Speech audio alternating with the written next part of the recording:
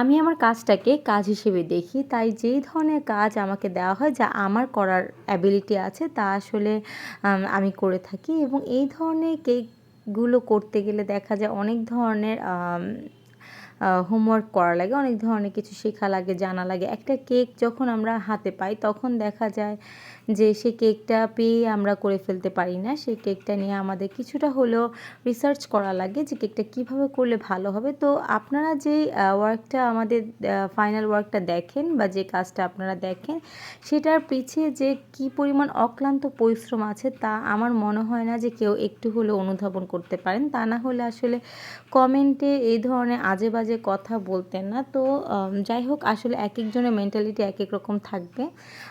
মানুষ সবাই এক না, যে যার মতো কথা বলবে। আমার এগুলো খুব বেশি আমাকে বদার করেও না। আমি আমার মতো এগিয়ে যেতে চাই।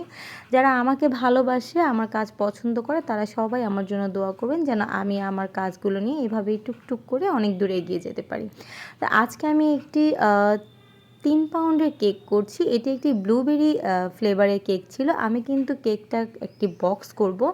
আর এই কেকটার মধ্যে আমি দিয়ে দিব এখনকার সবচেয়ে বেশি হাইপড যে ফোন আছে 15 প্রো ম্যাক্স আইফোন, সেটাই আমি দিয়ে দিব। তো আমি প্রথমে কিন্তু বক্সটা খুব ভালো মতো সুন্দর মতো করে নিচ্ছি এবং শেপটা এত ভালোভাবে দেওয়ার চেষ্টা করব যেন আমার যে বক্সের যে লুকটা সেটা যেন ঠিক আসে। একটা গোল কেক কভার করার চাইতে একটা চারকোনা বা রেক্ট্যাঙ্গেল কেক কভার করা কিন্তু অনেক বেশি কঠিন।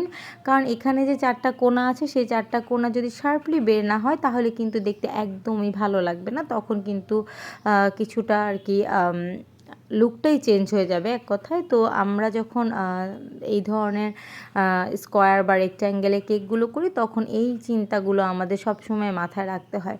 তো আমি কিন্তু উপরে এখানে ফন্ডেন্টের যে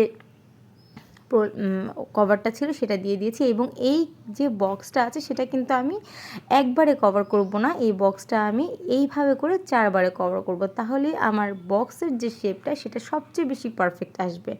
তো আমি আসলে এভাবে করে নিচ্ছি। আমি অনেক ভাবে দেখেছিলাম যেটা কতটা ইজিভাবে করা যায়, বাট আসলে আমি যদি একটু ইজিভাবে করতে যেতাম তাহলে কিন্তু বক্সের শেপটা একদম আসতো না, দেখতেও ভালো লাগতো না। তো যাই হোক, এই তো আমার বক্স হয়ে গেছে। এখন আমি সেই দামি যে মোবাইলটা সেটা কিন্তু আমি দিয়ে দিচ্ছি। তো দেখতেই পাচ্ছেন এটি একটি প্রিন্টের মোবাইল, যার কেকটি যার জন্য করেছিলাম তার iPhone 15 প্রো ম্যাক্স নেওয়ার খুব ইচ্ছা। তো তাকে যে গিফট করেছে সে এই ধরনের থিমটাই চুজ করেছে তাকে দেওয়ার জন্য, যেন সে সবচেয়ে বেশি কেকটা পেয়ে খুশি হয়। তো এরপর আসলে আরও কিছু ডিটেলিং ছিল, সেগুলো আমি একটু একটু করে লাগিয়ে দিচ্ছি। এখন সব কিছুর পর আমার কেকটা একদমই শেষ। সবাই ভালো থাকবেন, সুস্থ থাকবেন। আল্লাহ হাফেজ।